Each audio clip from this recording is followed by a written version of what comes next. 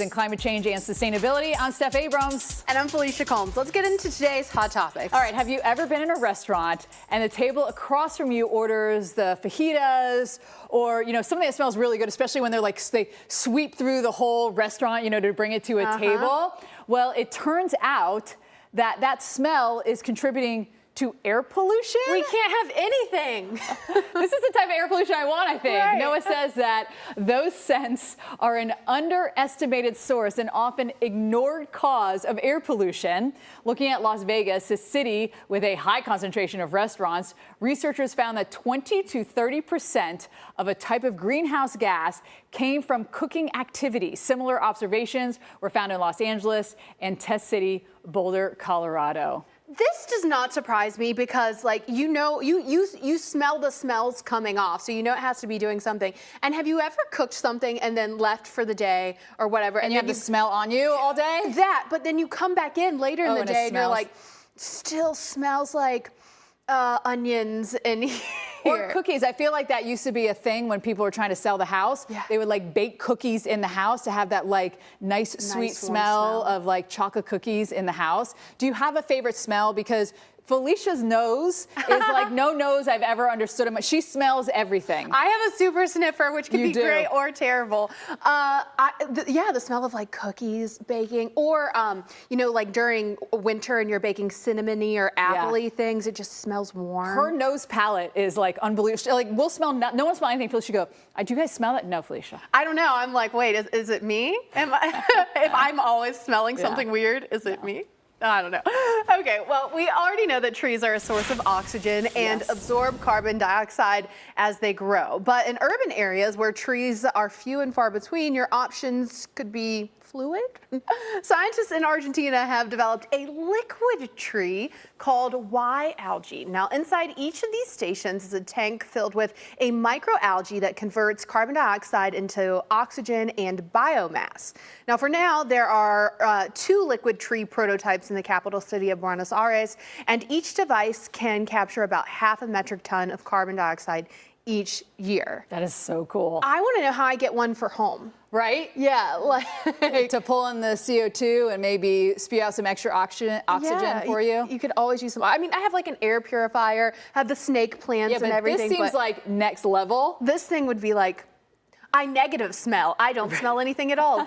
It smells like oxygen. It's all taken, everything's taken out of the air. What's interesting with this is that you could put a lot of them in cities and they could really work well, and they work, from what I understand, a lot faster than trees. Yeah. And so they could really do a lot of work in some of these cities that are super polluted, I think, and you can have them all over. I think it's a great idea. And they don't take up that much space. I mean, it's a kiosk basically. Yeah. So, and maybe you could double it with something, like how there's kiosks to show maps for the city or whatever. Right, exactly. Maybe you put a map on the side, or it could dispense money, or who knows. I love that. All right, on to topic number 3. One Swiss company is taking spring cleaning to a whole new level by vacuuming pollution right out of the atmosphere. Okay. The Mammoth Planet, because it is quite mammoth, look at this thing, also known as the world's largest vacuum, is up and running in Iceland. And here's how it works. The plant sucks in polluted air and strips away carbon using chemicals. Then the carbon is either stored deep into the ground or recycled, believe it or not, into solid products. That is just wild. The Mammoth plant is one of 2 direct air capture plants opened by Climeworks and is 10 times larger than the company's inaugural plant called Orca. I love how they're naming it after these huge, animals, if you will. In my head, when we were talking about a really large vacuum, I just saw a Bissell, the thing straight in the air, upside down, right? Yeah. Pulling all of the air in. That's way more useful and great. It makes me think of when I use my little robot vacuum cleaner, and then I'm like, oh, look at all these things I got out of it. And that's also automatic. Are you someone that does not like cleaning? Does that bother? Is it one of the chores that you can't stand? No, I like a dishes cleaning, but vacuuming, dislike. It hurts your back. It's a lot of work on your cleaning. Does that bother? Is it one of the chores that you can't stand? No, I like a dishes cleaning, but vacuuming, dislike. It hurts your back. It's a lot of work on your back. So this now is, less work, I feel like, for everyone, and they can just do all the work for us, just like those automatic vacuums that you have now in your house. Putting bad in and getting good out also, which is a win-win. Win-win for everybody. There you go. Loose change is just everywhere. It's on the ground, it's in our car consoles, and between our couch cushions. And one company is making it their mission to recover those lost coins. Dominic Rossi Jr. is with Reworld. He joins us now, taking some time to talk to us about this. Now, your company, Reworld, is in the business of waste management. So how did you get into coin recovery? Good morning. Do with the coins once they're collected? We collect them, we separate them from the other metals, we clean them, and then we... And I am seeing just like bins filled with, it looks money. like nickels with dimes. Are you, what type of amounts are you seeing? Because that seems like so much to me. Taught me how to read a coin and where it was minted and the year and which ones were important. Tell me that someone goes through these and has found like a really cool coin, or is there just too many to go through? And I mean, they're worth millions of dollars at times. Yeah, I'm gonna come to your facility and just start rummaging through to see if I can find any of those rare coins. I'm just kidding. No, exactly. So when you're doing this, we're seeing a bunch of coins, but have you ever found any other like really cool things that kind of surprised you? Because we've seen like keys and other items getting sorted out. What's the most surprising thing you found?